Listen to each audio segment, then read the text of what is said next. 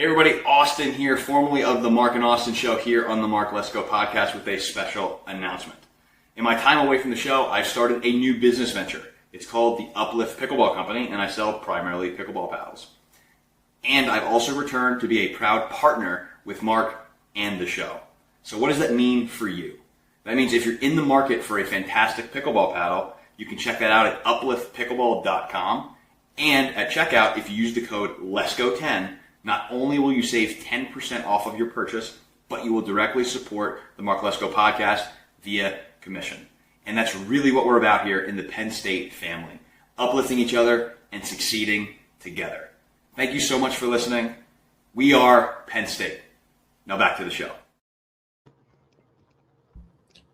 All right, guys, welcome back in to another episode of the Mark Lesko podcast. Joined by Brett Cambell and Aaron Zimmerman again. There's some stuff to talk about, like Cambell, and a couple things he said. You know, he was on Pat McAfee. Camp news, like, you know, breakout players with Aaron, and recruiting. Had an injury to one of our top guys. So I guess, well, first of all, I want to say this, like, I just came out with so if you guys get your merch, go get your merch. We're all wearing merch. So first of all, the website has an updated line. So I made make fullbacks great again. So I had Sean McHugh on, a couple weeks ago. I just had him on again last night, so go check it out. But I just made a make fullbacks great again line, and I sent it to. It was pretty much because I had Sean on, but I sent it to him today. He was laughing. Thought it was cool. But pretty good. Yeah, so go check it out. But I asked Sean. I said, I had you on the other day, and I made a make fullbacks great again line last night. Mm-hmm. Or yesterday or something. I can't remember. And then I just see this headline like today. It says fullbacks from Matt Cambell. I'm like, Sean, was he watching our episode? He's like, yep. That's why he said it. So bringing fullbacks back. I said, Sean, is that coincidental? He's like, nope, it's not coincidental. He heard it. He heard us talking, and now he's bringing fullbacks back. So we make a remix. Yep. Yeah, make fullbacks great again. And got the double logo for the hockey polos. I got a Cambell. It's called a head coach, not Cambell. It's called a head coach jersey. Number 89 for you know who. Yep. Has nothing to do with Matt Cambell. He has no affiliation with our show. Mm-hmm. You can be Jackson 4 for a night. Yeah, I mean, you could be whoever you want.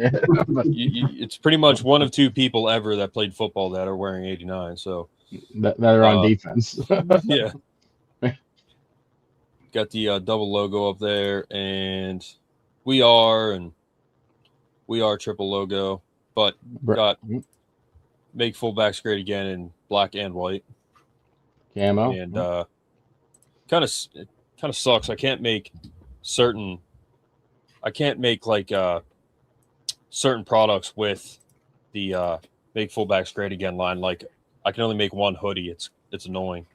I tried to change the logo, but it wouldn't work. So it's only this contrast hoodie for the make fullbacks great again. Good color. Yeah. Oh, I do like our color. Yeah, so that's it's got white on the inside. Yep. Mm-hmm. Nice. So I made the white logo because the black hoodie looks a little better, honestly.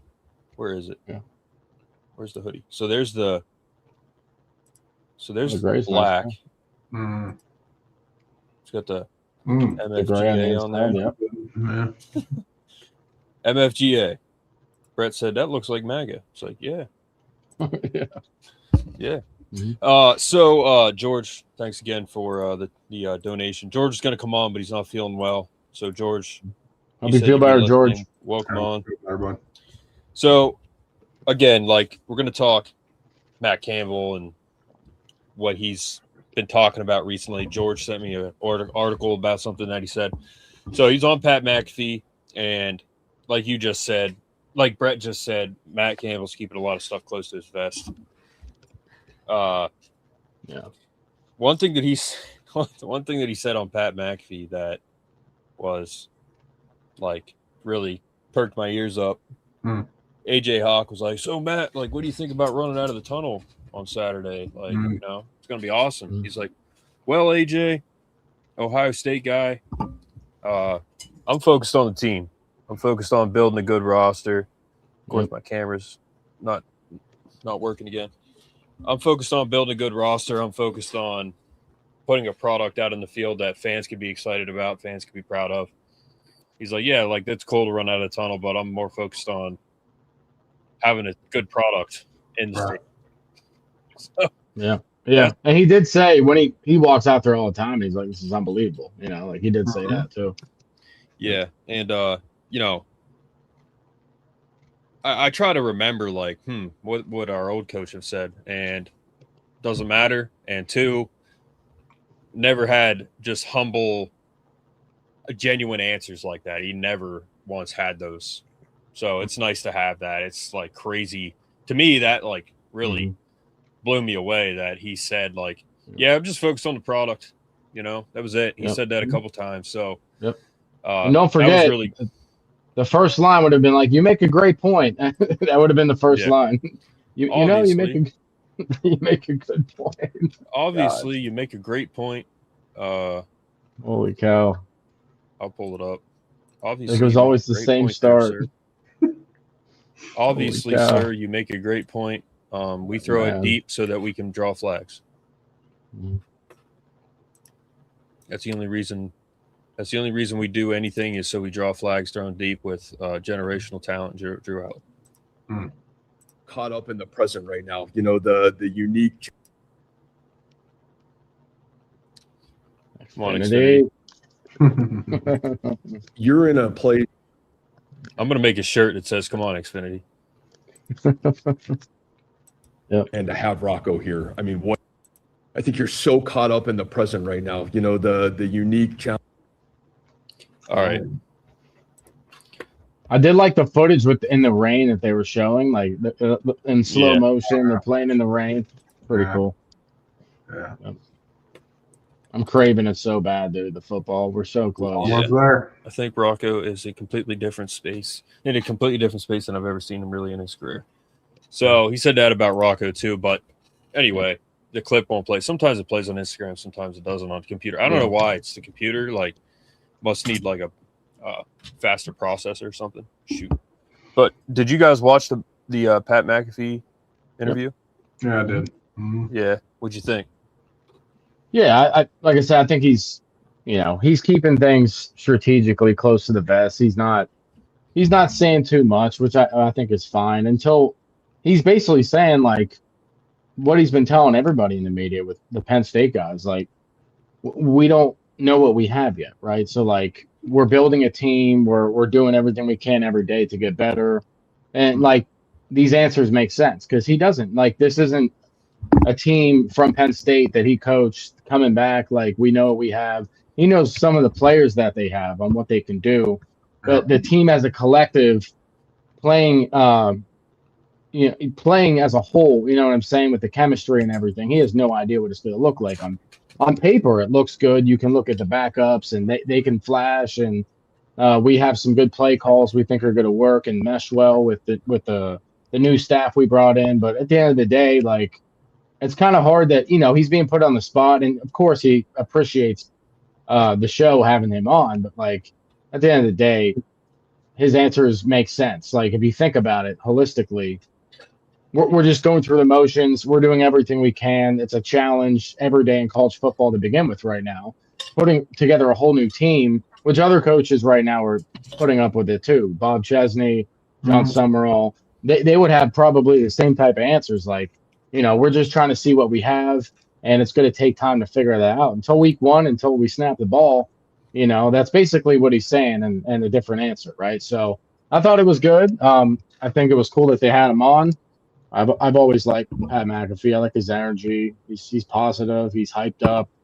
I'm usually like that too. So for the most part, when the sciatica is not killing me. So, but yeah, I thought it was good. It was short and sweet. Yeah, they usually do McAfee show does those more quick passing interviews. Yeah. I like I like the takes. They kept it short and sweet, but it was well done. And yeah, like you said, Mark, I appreciated that that Matt was to the business. It's always good to hear that, that he had already kind of. I always say, sometimes they get into it and they're asking the same question multiple times. So it's like, oh yeah, I already told you I like going out to the stadium, go out there a lot, but I'm focused on the football team. So, that's absolutely the right answer. If you're in charge of the football team, that's your main focus. So, and they got 2 more weeks to get ready here. So they got their fall camp done, and I like the business approach to it. So. Yep. And he did say to the Iowa guy, he said, I hope we can get you more on our side now, which is funny because it still doesn't make sense. He's an Iowa fan. He's not gonna like. No, Penn he was State. never a fan of Matt Campbell, Iowa State. I don't think. No, but he said, I'm happy you're gone from there, but now I got to see you on this side. So I thought that was funny. Yeah. Matt Campbell had a little joke in there. He was showing some humor. I thought that was good. Yeah, we don't get you this year, but we'll get you soon. Yep. Yeah. Yeah, so the interview was pretty good. And I mean, people are complaining, of course, about Pat McAfee. He's on NFL Live, and okay. He's on College Game Day. He's got his own show, and then they're bringing in Josh Pate and Bussin' with the Boys, and Josh Pate was on Brandon Walker and stuff. So ESPN is a joke. It's always been a joke, but it's been a joke for a long time. But they're pushing Pat McAfee, which is cool. I mean, I don't mind it. Pat McAfee's not my favorite personality to watch, but he's got a really good show. He's really successful. He always says, Mike McQuarrie told me I wasn't a Penn State product. It's like, yeah, you're definitely not. So that hasn't – well, you're successful now, but you definitely weren't a Penn State product back then. That's for sure. Just based on some of the stories he's told and stuff. It's pretty funny. He's like, yeah, he told me he wasn't a Penn State product. It's like, yeah, at that time you definitely weren't. But it's funny that he definitely uses that as motivation, I think, because, sure. I mean, the way it was done when he was on his recruiting visit, he talked about it. It wasn't done right at all. Yeah. They basically kicked him out. Pretty much. He told him, you're not what we're looking for, and then sent him home. Yeah. But, well, he's a burning man, burning couches in West Virginia. I mean, it makes perfect sense. Yeah, I mean, I can't criticize him too much. But I also come from backwoods Pennsylvania, so we're a little bit of a cross between the West Virginians and the Pennsylvanians out here. So yeah. And then, he made his fullback comment. He mentioned fullback. So who that's going to be, whether it be, I didn't, I didn't watch that presser yet, but I don't know if he said anybody specifically, but I'd imagine he's either going to try to get a straight up fullback or use a running back or a tight end for that position. But I mean, they definitely need to bring a fullback back. Rocco going to be doing a lot of read option. He's going to be running a lot. And that's what a lot of their offense is going to be, is read option, because he's actually mobile.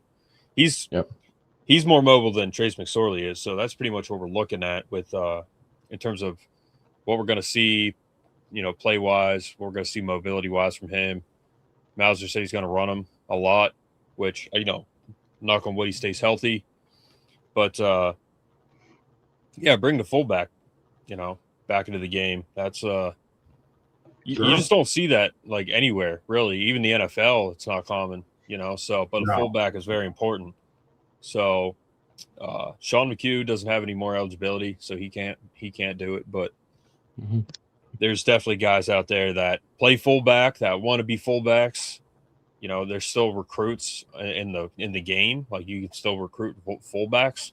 I Mm. never do, but Yeah. you can still get it done with a fullback, and as long as you can read and block, like you can play fullback. But it can't be like an offensive lineman or anything unless you're on the goal line. It needs to be someone that's fairly quick. But I thought that was cool. You mentioned fullback. I forget what the thing was. It said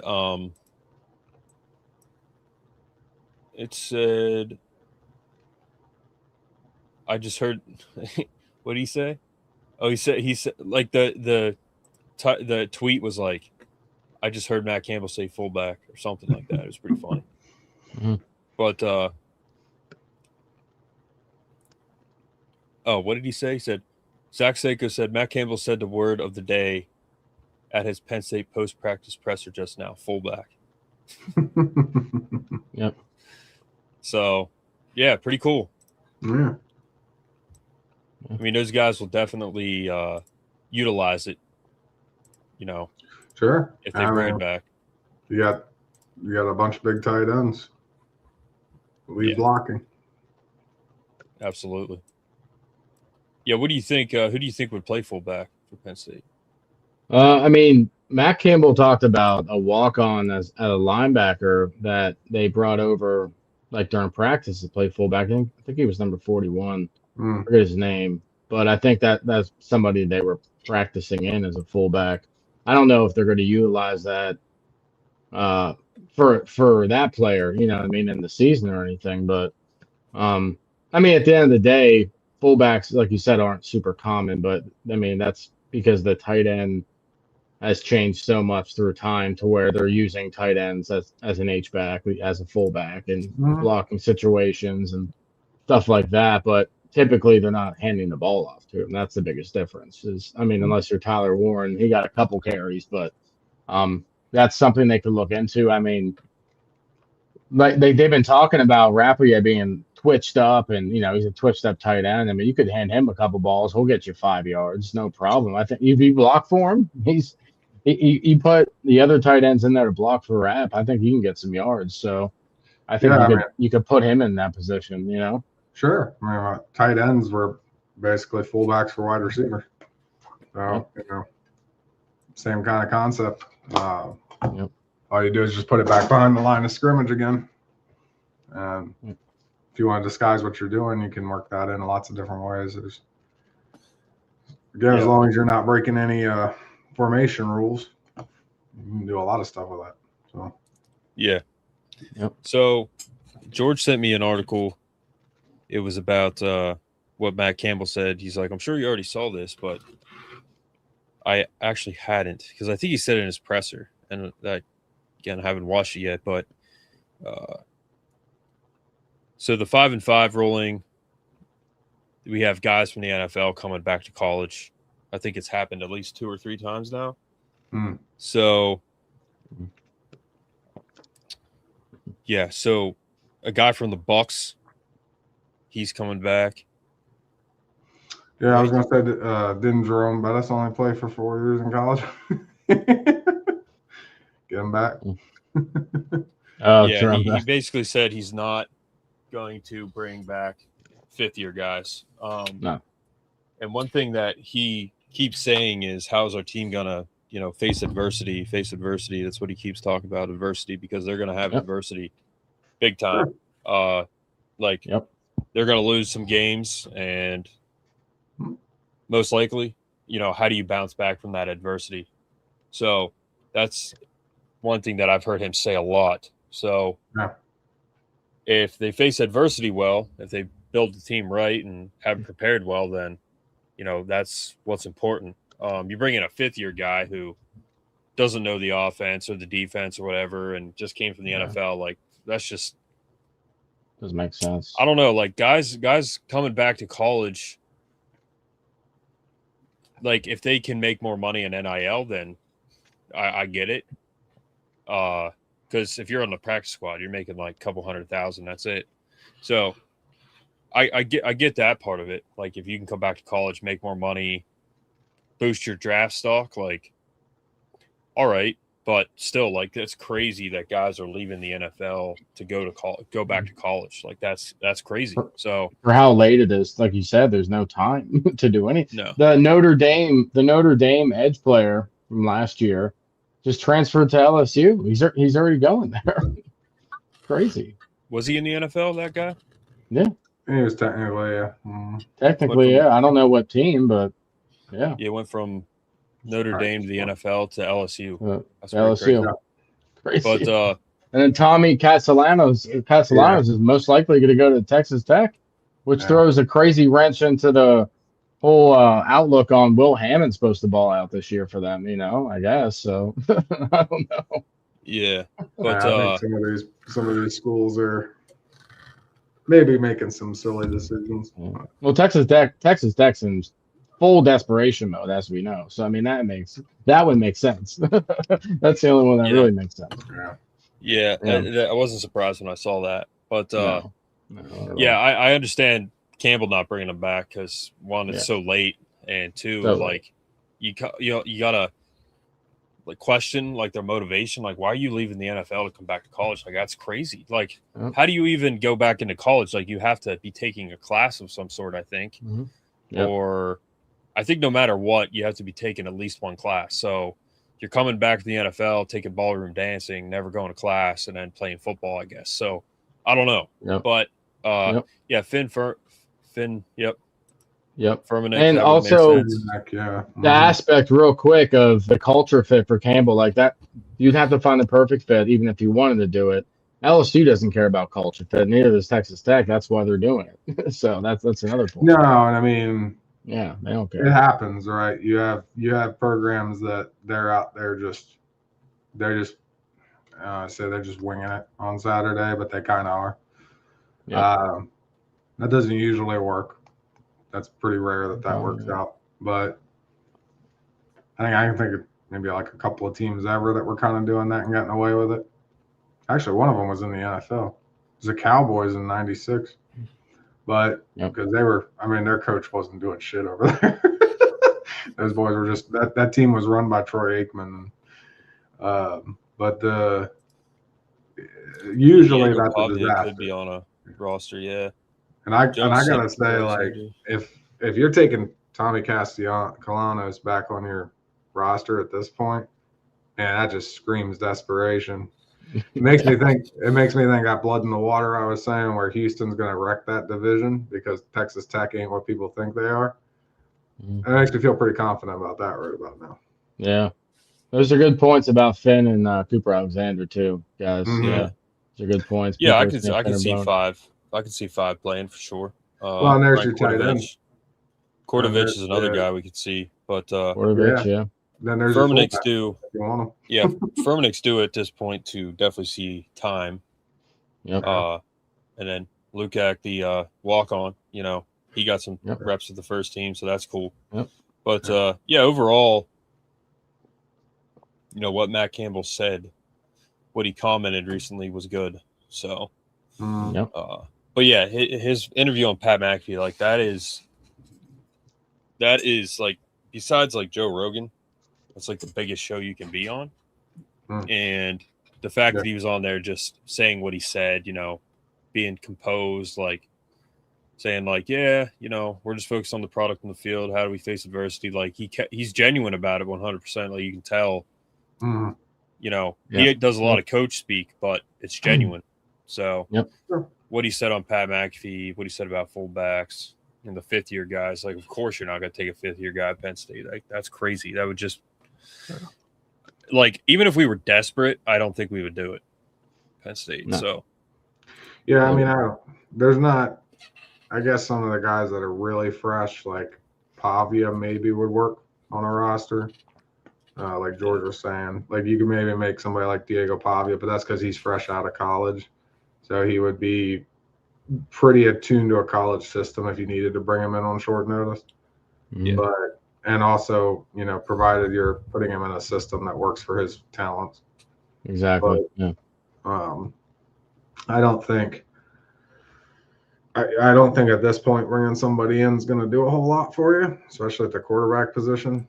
That's pretty Yeah. cerebral. And if they are not part of the team and they're just kind of an outsider, I don't know. I don't know how well that's going to work. Yep. A position like that, you can make your team significantly worse by them not knowing the system, by throwing them into the deep water. Like, Yeah, just, I mean, that's reality. Like, I mean, look, Castellanos is a good example. They thought they could just plug him in at Florida State. It didn't work. So, Yeah, like the thing with Castellanos, you know, if he does go to Texas Tech or whatever, like how does he do? You know, I'm interested to see how that plays out. Franklin was going well today. Pick a bunch of... I mean, what else is new, man? Like, he did he actually say that? He said something along those lines. I did see that. Of course he did. that's crazy. That's crazy. I think I tuned it out over lunch, but the yeah. So we're bringing in Drew Aller and Brees Hall and that he would Nakua to Brees Hall would probably be in that. Virginia Tech is signing Puka Nakua to a 1-year NIL deal worth $35 million. Yeah. He'd probably try calling Nick Chubb. Nick Chubb's like, I retired today, actually, so I'm actually not going to come. But yeah, I think he wants Saquon to come play Virginia Tech. Well, you know he would. Yeah, I'd probably take that deal too if I could get Saquon to come play for me. Yeah, destroy. Yeah, if Saquon, he said it was funny. Like after Frankie Boy was fired, he was like, "Yeah, I'm definitely a Penn State guy. So I wish him luck, but I'm a Penn State guy." So that was funny. But all right, guys. So camp news. We're gonna do like breakout players. Talk about Mansky with Aaron. You know, the fact that he came back and overcame open heart surgery, and you know something that they found when he came to Penn State. I mean, that could happen to anybody. You know, that could happen to me. Could happen to any of us. Sure. He's like 19 years old. So thank God they found it. Thank God it's not a Journey Brown type situation. Yeah. But breakout players for you, Aaron. You know, we haven't had you on here to talk about like standout guys, breakout guys.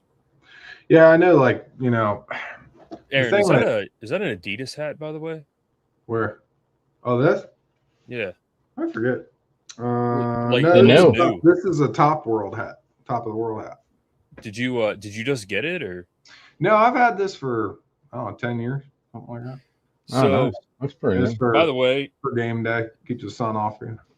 By the way, I haven't put it on the website or anything yet, or in the ticker below. But Super Bowls to Mortgages, new sponsor, Sean McHugh, Champion Lending.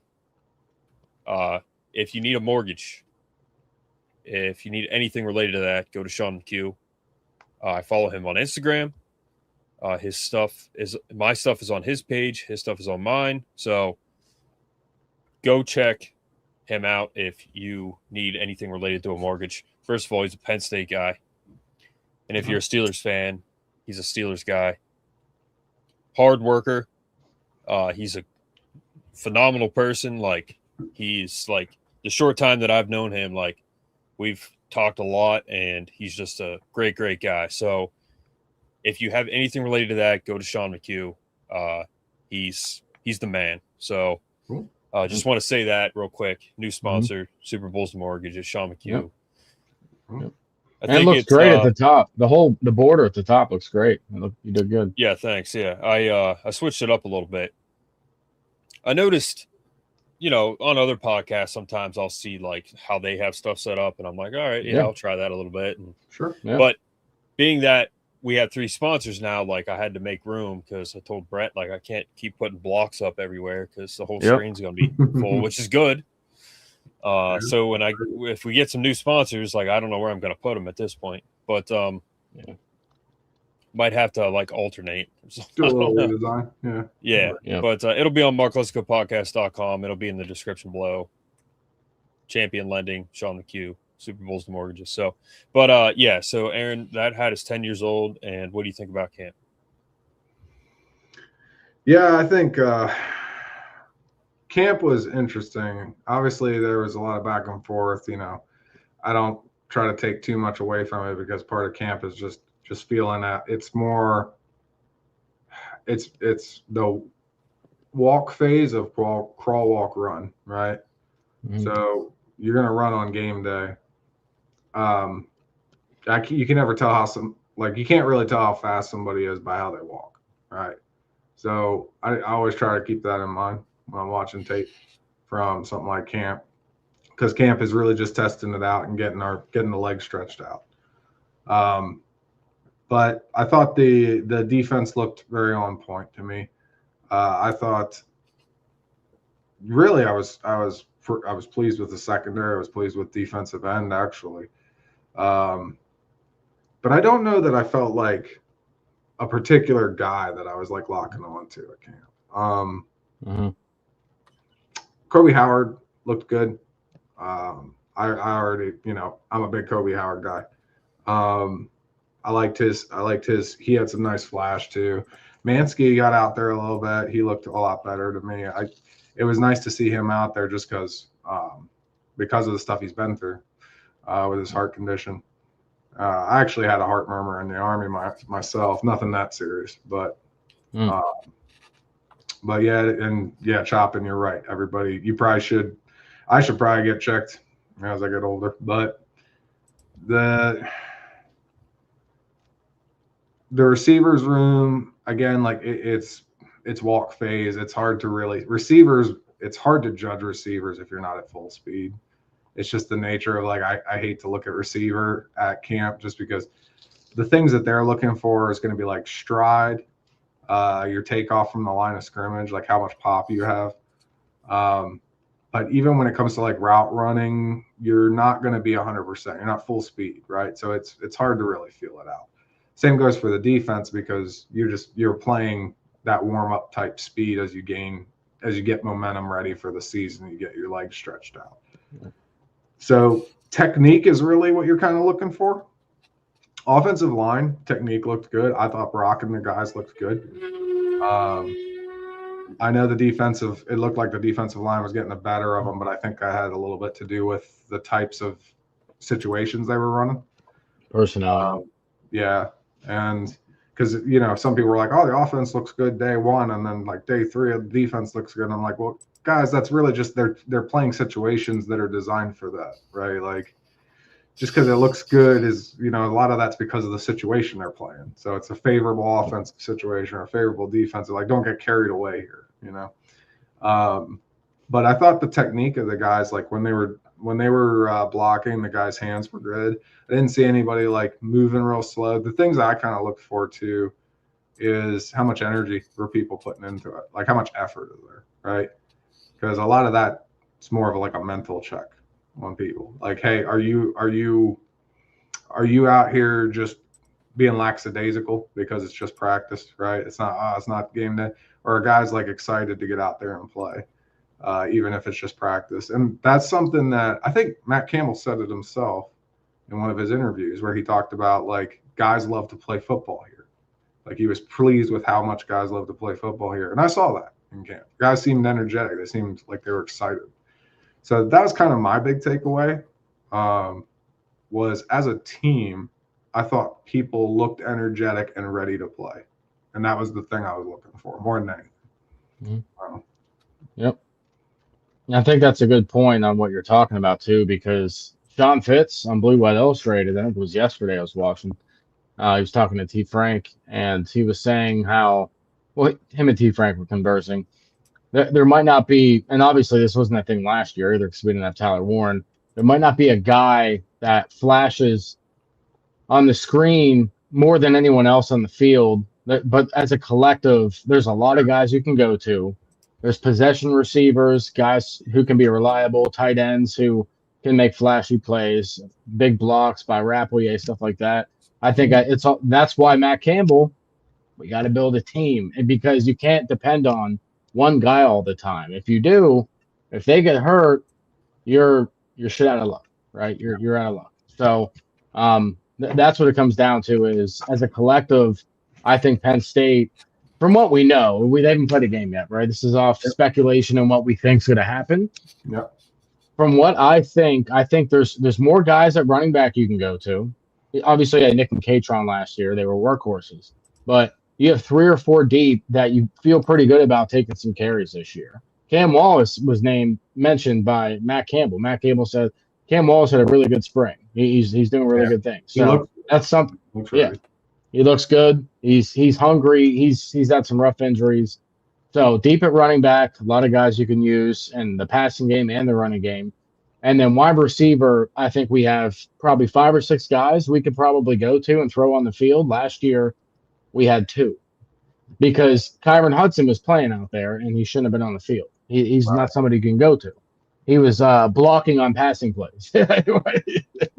Yeah. He was going out there and blocking when other guys are running routes. Yeah. I'm sorry, but that means your playbook, your expertise on reading the playbook and what's called is not right. So that's not good. You won't see that happen with a Matt Campbell team. You won't see that happen with the discipline with Taylor Mauser and the coaching staff. That's not going to happen. Like if I see that happen this year, I'll be surprised. And if we do see it happen, it'll probably be 1 time, not 4 times in one freaking game. So, so we got multiple tight end sets we can go to. Oh, yeah. Kyron Hudson was blocking downfield, like not even in the play. Like he was like just blocking. He may as well have been like talking to the opposite side's coaches while he's blocking the guy because he may as well not even been on the field. You know, just playing 10 guys. Yeah, and people, people said last year about Drew Aller and him not, like just in general across the board. Like sometimes Drew Aller, he would get a lot of flack for bad throws or whatever. It's like, we have 2 receivers out there. What do you think? Yeah, and like the receivers like running like a route that's not a good route.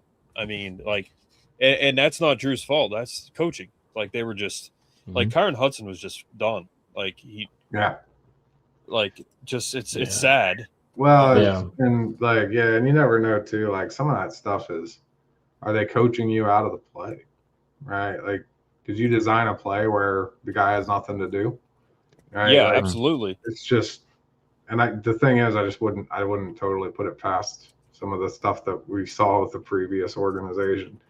And so it's just one of those things. Like I don't even know. Kyron Hudson might have been a very good football player, but they never put him in a spot to succeed, which, possible.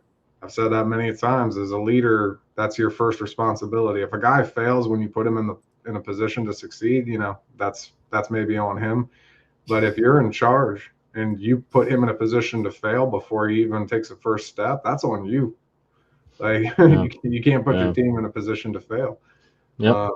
And so, I always say that's like the best mark of a coach is if like his guys are just always in a good spot. And then, hey, if they didn't do it, they didn't do it. But like, you got to give them a chance.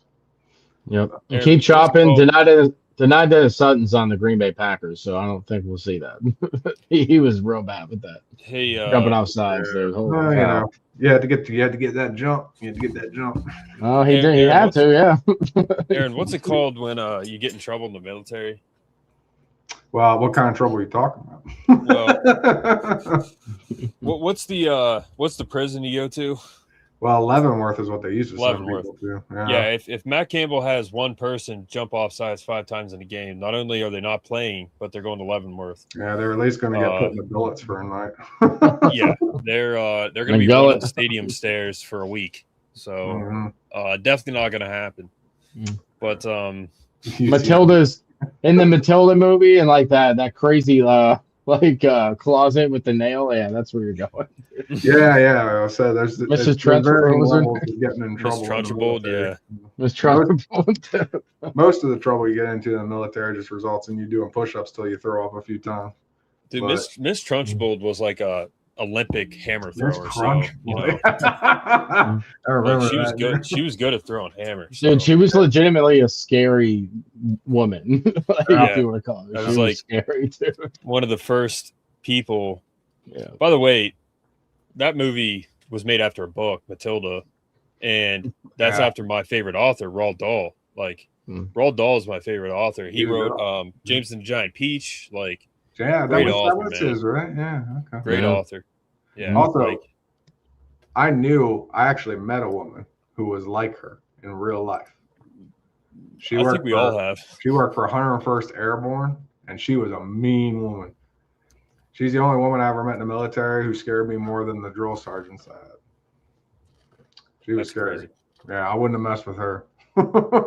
So she was one of those girls that, like, if you know, we used to say if you're going to put them on the fighting line, they have to be able to pick up a man and carry him to safety, right? Like any other dude does. There's no doubt she would have picked me and 3 other dudes up and took us all across the line. Funny. So for me, Chopping, like, yeah. That's a breakout classic. players, I mean, we've talked about this so much already in terms of like standouts and breakout players, but breakout players throughout camp so far, I mean, for me, it's most of the young guys that have really stood out. Like, you know, you hear things about Cam Wallace. Okay. You heard good things about Quentin Martin. Mhm. You heard good things about Peoples was looking good. Peoples. Yeah, I'm not going to forget Peoples, Brett. I promise you. Like, we were on the phone the other night. Yeah, did he commit? I'm a we were big on the phone the other night. Yeah. We were on the phone the other night, and I was talking about Cam Wallace, I think, and Quentin Martin. Brett's like, well, Peoples is going to get most of the snaps. You know, he's going to be second string. I'm like, yeah, I know. I'm just talking about Cam Wallace. And anytime, like, if a bee flies outside, Brett's like, yeah, Katron did really good last year. Katron's my guy. He didn't get talked about enough. He was insane. I was talking to a Commanders fan the other day, Redskins fan, and like diehard, long time Redskins fan. And I was like, yeah, man, like, you know, they got Katron, you know, he's going to be good for you guys. And I said, you had Evan Royster back in the day. And he's like, you forgetting about LeVar? I was like, no, I'm just talking about fairly recently, you know? Yeah. But Penn State guys that have played in the Redskins. But Zay Robinson, Amarian Jackson, those guys have really stood out to me. Just seeing Akenna Ezeagu, seeing him and just his size, man. Like, he's going to be a force, I think, at the end. Yeah. And then Ivan McDaniels, you know, all these guys have stood out to me. So Zayas, they've all stood out. Guys that I've heard so much about. I mean, Brett and I, you know, like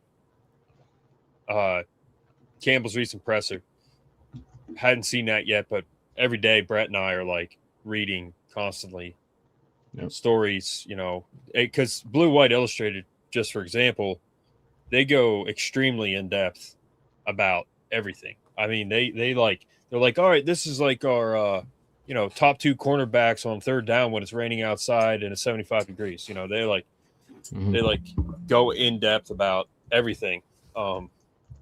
So it's good to have that source of, because they're there and they're as close to it as you can be, you know? So it's good to constantly have information coming in, but these are guys that I've heard of, read about repeatedly.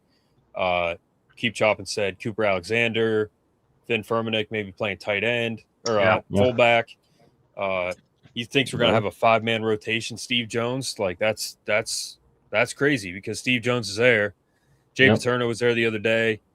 But I do like our green dot. I think is going to be Cooper Abel, but I've heard good things about Brazina, Bacon, and Abel. I've heard good things about all of them. I like Cooper. And Brazina. You know, you're hearing stuff about like Zion moving around, Vabu getting time.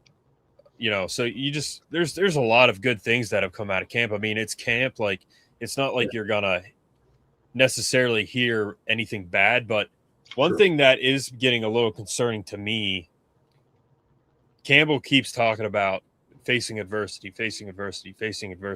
Like he keeps talking about that, and that's good, but like he said it on Pat McAfee today, there's something going on there where he doesn't feel like they're fully ready yet, which again, like this is a new team. It's their first fall camp. Like they're definitely not where he wants them to be yet because he keeps saying it.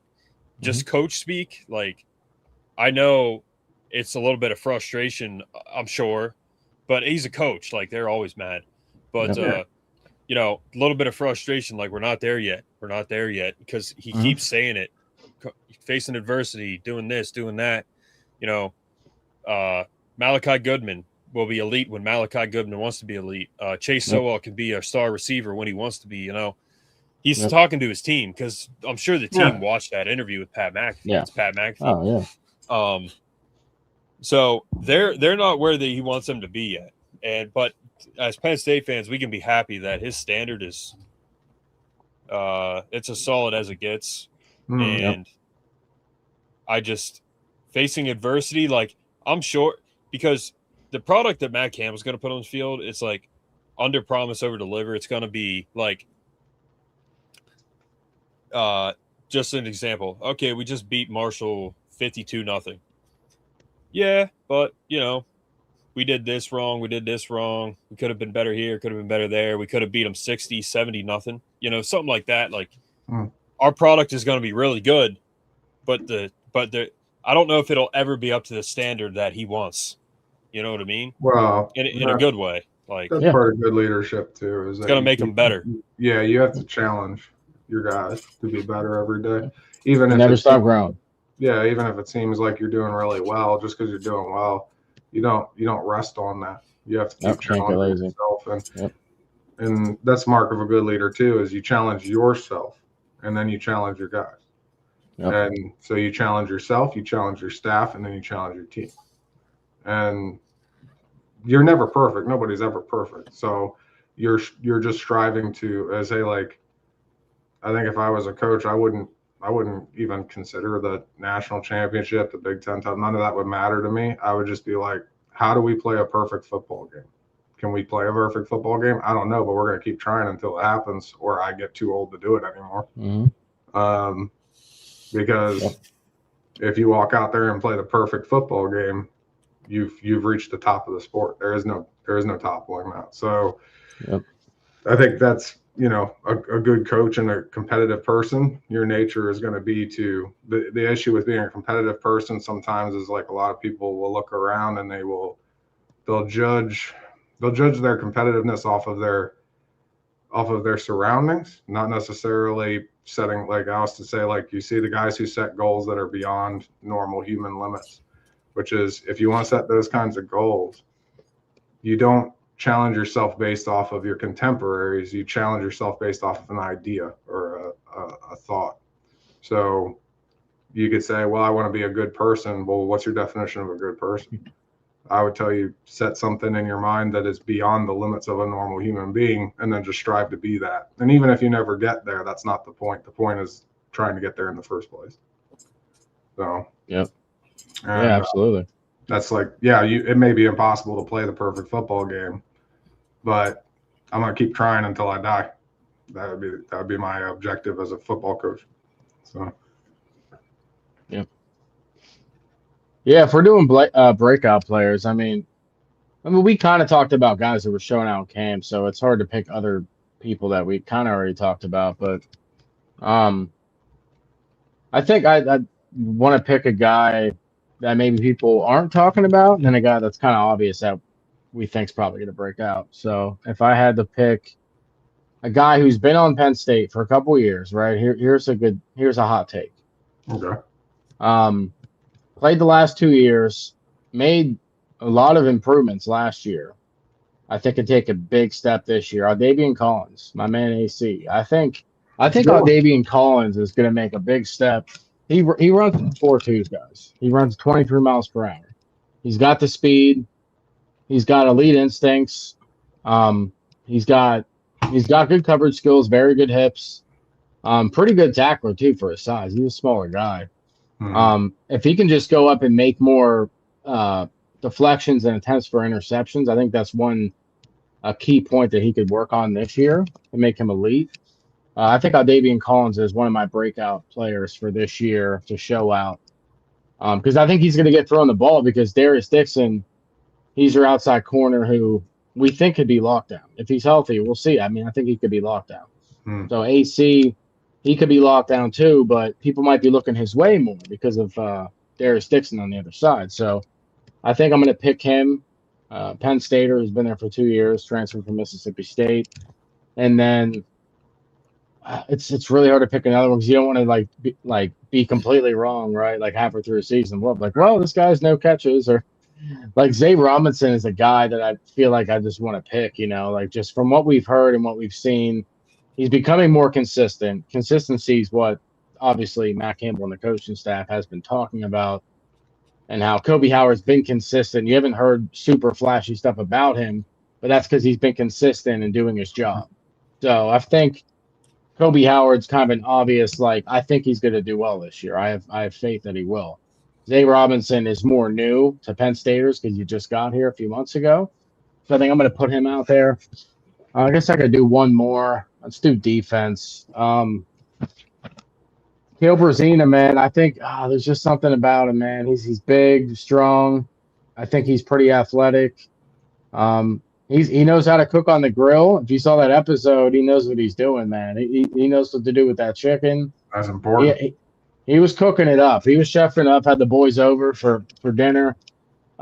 He's that type of guy you want in the linebacker room fighting for you. So I think I'm going to pick Caleb Brazina too. Yeah. Yep. Yeah, I like Caleb Brazina already. I will I'll forego picking the same one there. I did like Aldavian Collins. That's a good choice too. The guy I want to see step up is Sexton. I think offensive tackle has been a little bit up for grabs. Yeah. And he's a guy I think that if he lives up to what he can be, he can lock down that position. It's there for him. It's there for the taking, as I say. So go get it, right? Another guy I'd really like to see on defense. Man, that was a tough one because there's a couple of guys I was thinking of. Number two and number two. Look, they're right next to each other, my guys. Yeah, there you go. Yep. Well, I also want to say I want to see Kobe Howard take receiver. Just take it. Just leave no doubt. You got soft hands. Go just. Yep. This is my position. I'm taking it. Nobody else is going to take it from me. I'd like to see that from Kobe. I do. These guys clean up nice.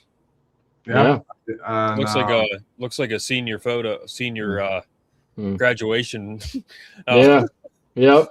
Dude, I could have picked Brett Eskelson too. We've heard a lot about him too, so I could have picked him too. Brett Eskelson's another. I mean, there's a lot of guys.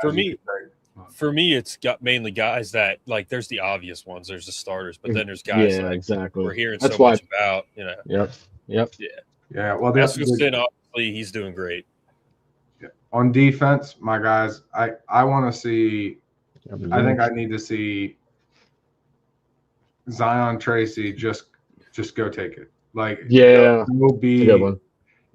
need to be go be a first round pick. Go earn yourself a first round pick. Just prove that you're the best. Leave nothing to the doubt, right? Because he has it in him. He's got the dog. For sure. He's got the skill to do it. But also I'd love to see LeVar Arrington start stepping up this year. Yeah. Because I know people are like, I don't know if he's going to be able to do it or whatever. But I know that he's got the football pedigree for it. And I think if he applies himself and gets in the physical shape he needs to be in for his position and what he wants to do as a football player, that can be tough to do as a young guy because, some guys I don't know how sure you are even of do you want to be a linebacker? Do you want to be this? Do you want to be that? But I would often say is figure out what it is you need to do to be good at what you want to do. So if you want to be a football player and you want to be a linebacker, do whatever it takes to get there. This is one of those jobs, this is one of those opportunities you only get once. So you get one shot at it. I know, it's early and you're young to be asking that of you, but I promise you in a couple of years here, as you get older, you're going to be like, man, if I'd have just tried a little bit harder. So don't leave anything behind. If you're one of the guys who's in the position where it's like, well, you're on the edge of being a starter, just do that bit more, man. I'm telling you. Oh, real quick, Tyler Armstead, walk on, number 35, the cornerback. Yeah. He was getting fourth or cornerback 3 or 4 reps the other day. So apparently, Terry Smith likes Tyler Armstead as like a backup corner right now. So we might see him on the field. Something to throw out there. Yeah. Did you guys know McPherson was from IMG? Yep. Yeah, IMG Academy. IMG. Yep. He's from Florida. I forget where in Florida, but he went to IMG. Stewart. Yep. But yeah, that's the thing, man. Don't leave anything to chance, dude. Go grab it. Yep. Go grab it.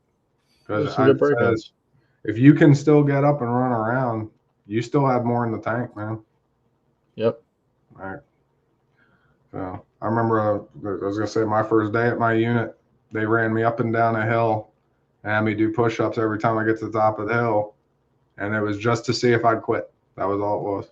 Like, will you quit? Let's find out.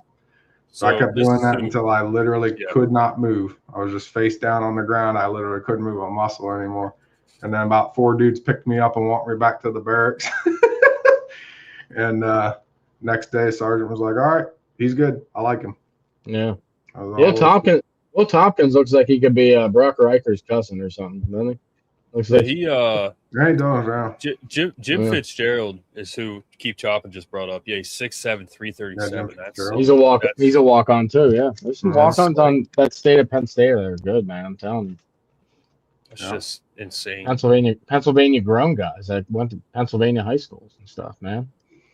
Yeah. Brock Raker and Will Tompkins. Yeah. Yeah. It looks like Will Tompkins just cut his hair off and just called himself a different name. Also appreciated Cooper Cousins' mustache for his picture. Oh yeah. You see his mustache? That's a good one, man. That's a real Doc Holliday, not that lifting coach. That's a proper Doc Holliday. Yeah. Yeah, the guys are looking good. So, oh yeah. Yep. But double K's. Yep. Cole the second.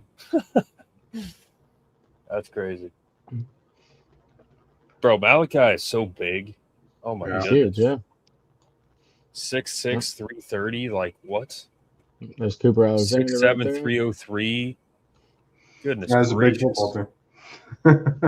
Yeah, they got some size, man. Big time. But I keep forgetting about Ben Whitford, man. He's the one we flipped from James Madison. He's gonna be a solid player, I think, next year. Mm-hmm.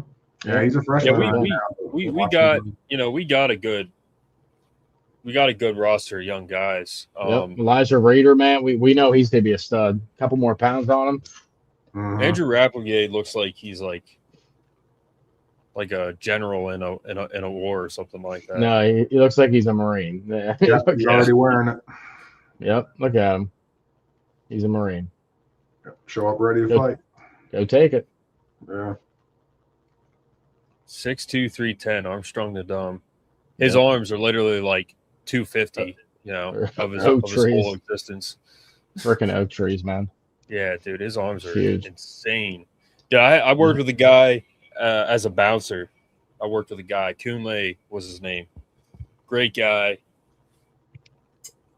And he was a bouncer too. And my goodness, like we were on 50 Cent's security team when he came to State College. Mm. And there's like this cold picture.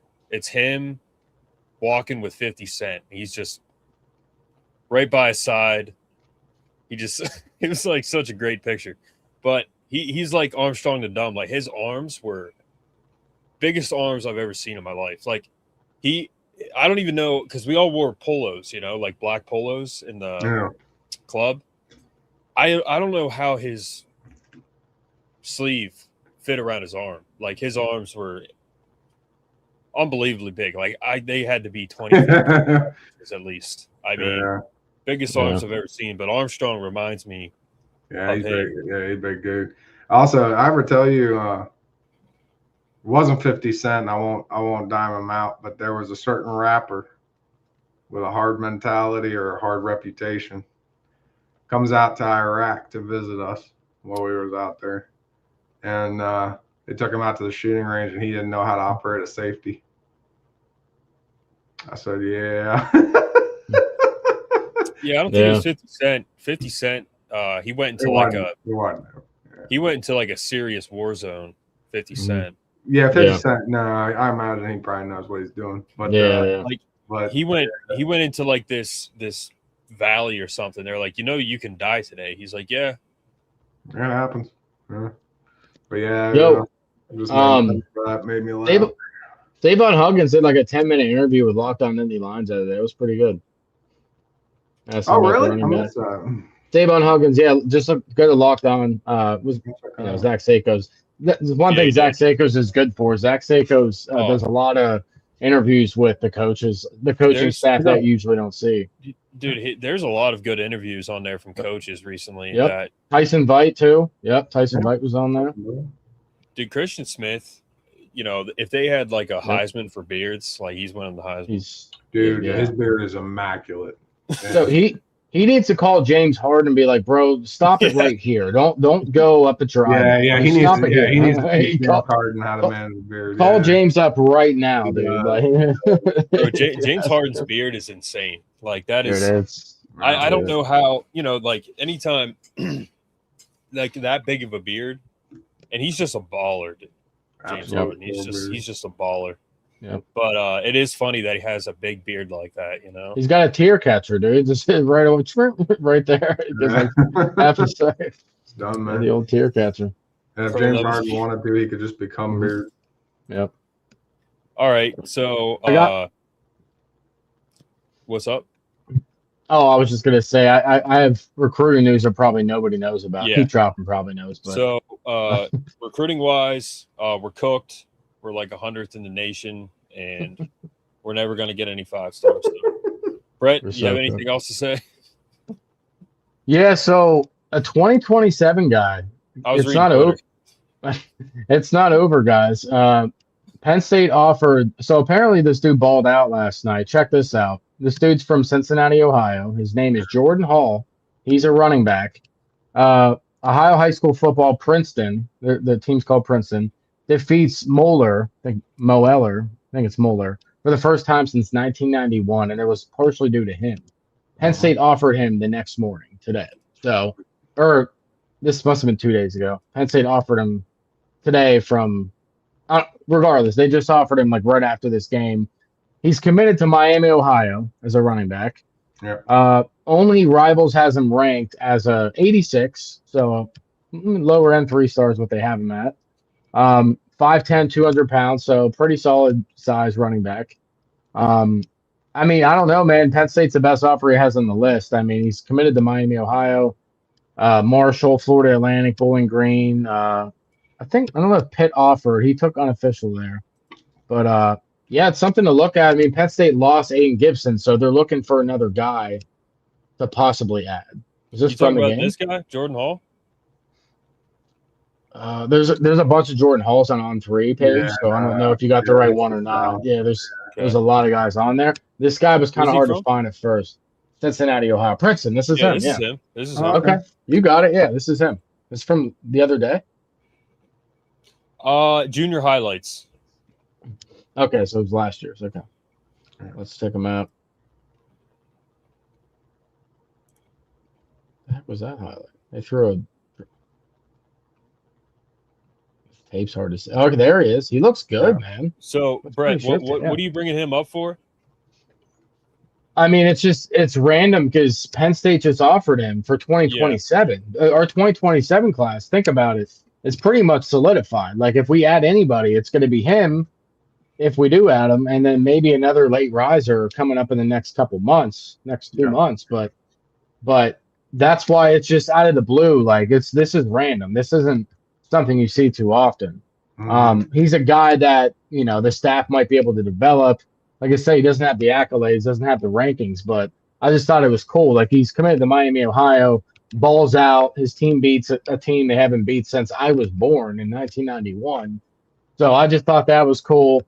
I have 2028 guys, though. I have a list here. I have 2 wide receivers that Penn State's going after that are high on their board, and I have 4 running backs in the mix that Penn State likes for 2028. So I'll go to those guys next. We'll start with receiver because obviously that is everyone's favorite position for the most part. So Mekhi, see here. Mekhi Parker, this dude's a top receiver in the nation. And I think we could possibly get this guy. He's from Glassboro, New Jersey. Top 15 in his position. 6'4.5", 205. Okay. Think about it. This dude was just a sophomore in high school. About to be a junior. Penn State's leading on the percentage right now. He's a 91 overall ranking. Top 96 in the nation. Rivals has 85th in the nation. 12th at his position. He's in our backyard. He's in New Jersey. You got Savon Huggins there for New Jersey. You got you got our wide receiver coach who's from New Jersey. So that says a lot. Has all the offers you can think of, right? He's visited Penn State twice, visited Georgia once, Rutgers once, A&M once, Auburn once. Is this him? Yeah. Yeah. Whew. Yeah, look at that. One-handed. One-handed. That's why he's a top 100 player already. Look at this guy. So I think Penn State can legitimately land this guy. He likes the culture that's being built. He likes Penn State. I saw these guys I was watching Rivals talk about some people, but then I was watching our boy Ryan Schneider talk about these guys here yesterday. So check this out. Yep, he's got it in him, man. He's a deep threat, man. Mm-hmm. This is one of my favorite guys so far for the 2028 class. Ball skills, yeah.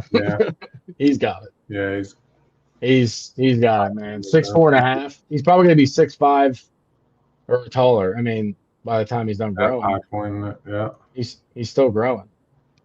Yeah, and he's already 205 at 6'4.5". That's pretty good for his age. Yeah, so it's big for put on another 10 pounds on him. He's going to be Jeremiah Smith size, dude. Yeah. So, well, taller, but yeah. Yeah, this guy's legit. So excited about this guy. Like I said, we're leading the percentage right now at 31%. So we can land him. We got to push and get him early because he's going to visit Penn State this fall. You got to get him on campus and sell it and get him to close it out. You have to if you're Matt Campbell and company. So, and another guy who's really good next up the bat is Samir Edwards. Oh, yeah. Samir Edwards from St. Francis Academy. So the funny thing is, if you guys know anything about St. Francis, that's one school we never pull from there. St. Francis, they like to go to Ohio State and other schools. But Penn State's leading on this guy right now, too. I know it's early.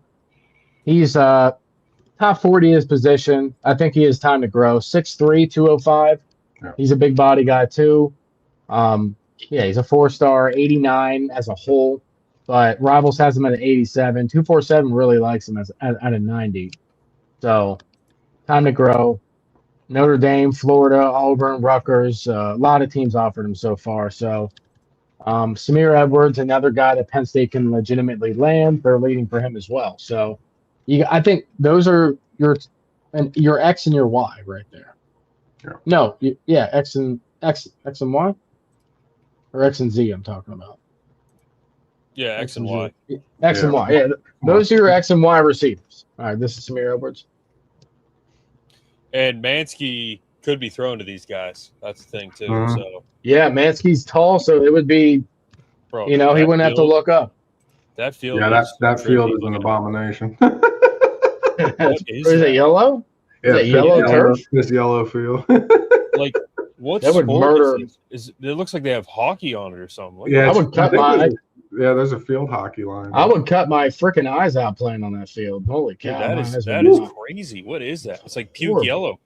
Yeah, that's in Maryland. Man. I hope we never see that again. But yeah, right in our backyard, Baltimore, Maryland, New Jersey. Like these are guys we can legitimately land. And listen, we're not going national for receiver this year, guys, and we might try, but the surrounding areas of Pennsylvania, New Jersey, Maryland, Virginia, the 2028 class is so loaded right now, Aaron, for receivers that we don't Right. have to go out to Alabama and try to get that guy who just went to Auburn at the last second. Remember, we were supposed to get. Yeah, we don't have to go down there and get. Yeah, we're also not working from a late schedule too. So No, exactly. Yep. Yeah, Chop and I agree. There was lines for every type of sport you could imagine on that piss yellow field. But I guess 80 different sports in that field. one facility for all. Yeah. Pro level beard. All right. So next up, one of the guys that the staff really likes the best, I think, at running back as a culture fit. Pennsylvania guy. Yeah. Where is this? William Howard at running back. Dude, one of these guys is from Downingtown. This one's from. That's not Howard. Here, this guy's from Philadelphia. William Howard. He's only ranked by 247 right now. So, and he's an 88. He's a higher 3-star. 6 foot 200 pounds. He's a big guy already. He was just a sophomore a couple days ago, a couple months ago. Penn State's leading for him out of Philadelphia. He plays at Springside Chestnut Hill. Actually, I don't know much about them, about Springfield Chestnut Hill, but that's a culture fit for Savon Huggins. They really like him. Like I said, he's only ranked by 247, so I can't really tell you what he's going to be ranked, but the staff likes him a lot. So he's a fit for the offense. He's big. He's got enough speed, though. Look at him. Like he's got speed to him, but he's a power guy. Yeah. Pretty insane. And listen, 2028 guys, there's a lot of guys that just aren't ranked yet. There's so much evaluation that needs to be done. But this dude looks impressive. I like him.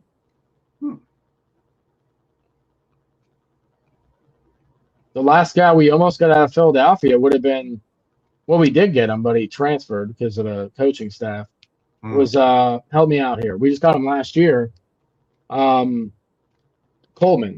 Jabri Coleman. Yeah, okay. Jabri Coleman was from Philadelphia. He was going to be a good back. I don't know where he ended up transferring to, though. South Carolina. Yeah, I was going to say he didn't. Jabri Wallace Coleman. That he went to South Carolina because Franklin got fired. Yeah, so that was the last guy. Kevin Brown went to West Virginia. Someone else went to West Virginia too, right? No, Colorado. Who went to Colorado? Colorado. Yeah. What was his name? I can't remember who that was. Like he was legit. He was a safety, I think. But he went for a bag. You know, that's what it was. Yeah. Oh, you're talking about like coming up next year is Gabe Jenkins. Yeah. Gabe Jenkins. Yeah, coming up this year. Yeah. Yep. Yeah, that was the flip commit. Man, can you imagine if Franklin just was half decent at coaching and all this talent that he got? Oh my goodness, man. Yep. I really like this running back, dude. It's not even like Franklin always got like the top class. Everybody that we had was just so talented, man. You know? Yep. So talented. Unbelievable. Yeah. This guy's heavy as stud. The next guy's from Downingtown, PA. So 2 PA guys are looking at that are really good. Downtown East he plays for. This guy's only ranked by 247 as an 88 right now. Penn State's highly favored right now. Like this guy is at 80% Penn State. Virginia Tech offered, obviously. Cincinnati, Florida State, Kentucky. Been to Penn State 3 times. This dude's 5'10", 175, so I think he's more of a speed back. He could obviously still get bigger. Joel's Sharon Robinson. So long name. Joel Sharon Robinson. I haven't checked his tape out yet. Joel Sharon Robinson? Yeah, Joel's. So Juelz. Sharon, Chiron, and then Robinson. Double hyphenated last name. Yep. Another guy on their board. He really likes Penn State. Well, when I Googled him, he came up right away because that's no one else's name. Nobody else hasn't. Yeah, exactly. Yep. Yeah. I'll pull him up, though. Yep. And then there's 2 more guys on the board right now Next for in running PA. back. Downingtown, so it must be right next to it. Yeah. Yep. What county is that in? Downingtown, dude. Downtown would be in the east. Okay, yeah. Check him out.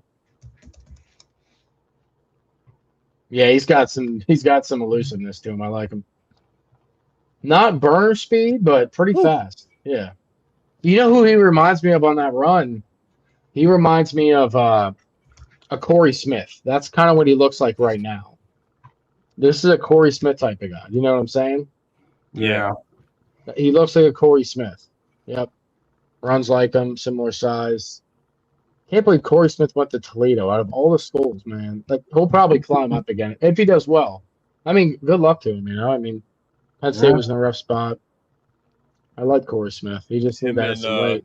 and Tyke Hayes going to the Tyke gulag. Hayes is gone. Yeah, this is your burner guy. I mean, he's got some speed in him. Yeah, he's quick. Like him. He's not the typical guy that Matt Campbell and them go after, obviously, but I mean, it's good to have different running backs that do different things. So, yeah, this is a smaller Quentin Martin, is what this is. Yeah,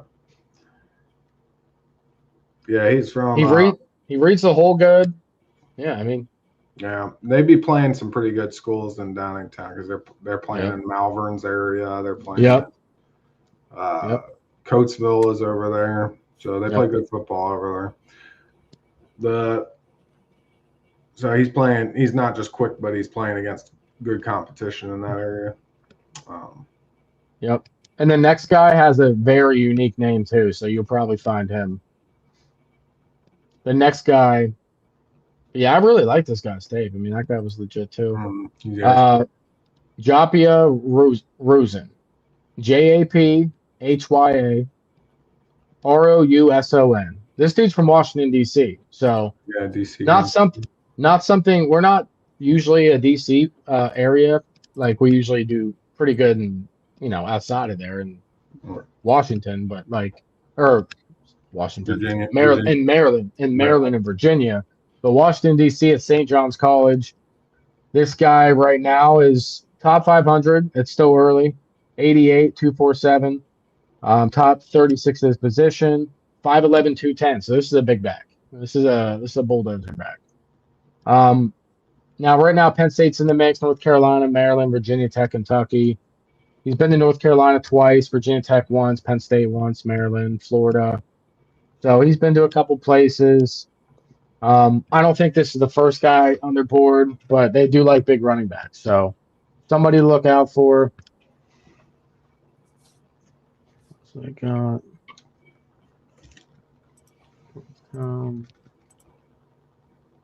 okay, he just transferred. Yeah, he was at Georgetown Prep, and then he went to St. John's for this year. Oh, okay. Yeah. Yeah, so he was at Georgetown Prep 2024, 2025, and went to St. John's College. That must be a private school then, St. John's. Yeah. Must be a private. Yeah. We still in the same guy here? Yeah, we're still on. Yeah, this is Japia, right? Yeah. Japia Rosen. Let me pay attention to him more, because I haven't checked most of these guys' film. We're learning about him. So he's a big dude. He's a guy you put in. Sharon Robinson, Sharon Robinson's fast, man. Very quick. Yep. And this is a guy you put in on 3rd and 2, and you just bulldoze him. Yeah. He's like a Jerome Bettis, man. Like, if he's already 210, That's big. This is like a Jerome Bettis type. Oh, you can catch it too. Oh, I dig it. Nice catch, nice throw. I got one more guy. The next guy is going to be a long shot, but Penn State's trying to get him on campus for a visit this fall. Ryan Schneider thinks they'll get him on campus. Okay. Jay Sean Mitchell from down south. Yeah. It's gonna be tough. I mean, he's SEC country in Antonio, Texas. Yeah. This guy is a 4-star in the industry right now. Top 242 player, 5'11", 195. Obviously, Oklahoma, TCU, Texas, Ohio State, Texas Tech. He's been at TCU 3 times, so he must like TCU. He's in Texas, makes sense. Been to Texas once, Ohio State once, SMU. Yeah, this guy's pretty talented here. So, I mean, they're gonna try. You never know. I mean, Penn State's a running back school, so let's see what he looks like. Oh, he's going up for the. They put him out wide. Okay, yeah, he's legit. Yeah, that was nice. This is Jay Sean Mitchell from San Antonio, Texas. Guess who else is from San Antonio, Texas, guys? James Peoples. Yeah, Peoples. Mm-hmm. Yep. So, nice little jump there at the end. I like that. Good extra yards. Hey, he can. We know he can catch, so that's something they want to see. Now we know why they're after him. Mm-hmm. Playing defense here. Yeah. Oh, he's getting a return. Punt return. Yep. Yeah, punt return. He's shifty too. He's nice. Yeah. I like all these running backs, really. I mean, I say my favorite. I really like the PA guys. Those were good picks. The fast one, you said Sharon Robinson. I really like him too. Yeah, Sharon Robinson, very quick. Really quick. This is an all-around back right here, Jay Sean Mitchell. Mm-hmm. That's why he's going to be highly recruited. Yo, watch 32 on this play right here. Yeah, he got timid. You see 32? Tiny Tim. Just watch him. He gets bulldozed. Oh, shoot. My bad. You're going to say a flashbang? Mm-hmm. Yeah, watch him right here. Yeah. Chases him down. Like, just he got just little timid. Little just timid. rolls over him. Sorry, Timmy. Yeah. Sorry, Timmy. What's his name? Landon Tangwell would love that. Yeah, oh yeah, he'd be all about He would eat that up. This dude's like a faster K-Tron, man. Seriously. I mean, he's a better catcher, I think, out of the backfield. They didn't utilize K-Tron like that, but this dude has the size. I mean, 5'11", 195 already. Yeah. Oh, he's going long to him. Holy Man, he cow. just like cooked this whole team. Holy crap. Yeah, this dude's legit, man. This whole team is just like being cooked by this one guy. And he's a sophomore here, guys. This is his sophomore tape. He looks like a senior right here. Yeah, he does. Crazy. Yeah, this is definitely the best guy so far. I mean, now you can see why they're like right now. Obviously, this is sophomore tape, so any of these guys could show out. Sure. That's unbelievable. But yeah, this dude's legit. Yeah. And it's Texas, so yeah, it's Texas football, man. So like you're playing good teams. San Antonio is a good spot. But yeah, I mean, those are some good. I really like the receivers are going after. The two that we went over, and I liked all the running backs. Charles Barkley said San Antonio doesn't have good-looking women, but they got good football. I was going to say they got good football. I can't challenge him on this. Yeah. On the other I'd say blue white. September Jr. Came out. Go get it. Nice. So, I'd say out of those four. Oh, I was just gonna say out of those four backs, Jaffa Rosen's probably my least favorite, but that's just because he's pretty big. He's gonna need some more speed on him. So all of them are good though. So yeah, they got a lot of time yet. all right, Brett, is that it? Yeah, there's just a couple guys I wanted to bring up that Ryan Snyder went over. Yep. What shirt are you wearing, Brett? Brett knows recruiting. Brett knows recruiting. Yep. Now, did you get some of that out of our recruiting group? These guys, no, because I don't think these guys have their visits set up yet. The ones that were in the group have the visits set up. So I was bringing up guys that will probably visit. They just haven't. Yeah. maybe tomorrow, since we haven't done recruiting in depth in a while, like maybe tomorrow we can get on and do a episode just on recruiting, guys that are coming for visits and stuff like that, because we have like 20 some already coming for USC. So Yeah, there's a Brett, lot. I'll message you about that.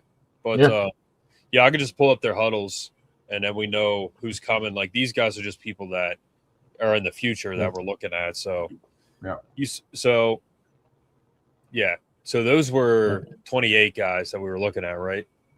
Yep, except for the first guy was the 27 guy from Miami, Ohio. Yep. So, for example, Cooper Manning, Peyton's son, I think it's Cooper. He played last Friday, so high school football's already started. Yeah. My cousin, his first game is next week, because that's when it starts around here. But like Texas, and like they started like 2 weeks ago, and they're already in school. Yeah. Like some of these schools are already open. You know. Yeah. Like schools around here, they don't open until like the end of the month. Yeah. Some schools are already in school a week ago. You know what I mean? Like that's crazy. So, all right, guys, is that everything? I did want to send one thing down the line. Speaking of schools, I'm going back to school. Say some prayers for the folks in Wrightsville and Columbia, Pennsylvania. They got hit by 2 tornadoes on Thursday that destroyed the Easton School, ripped the roof right off the building. So they're going to get relief. So terrible. Big time. Yeah. I saw like, I think it was York. Was it York?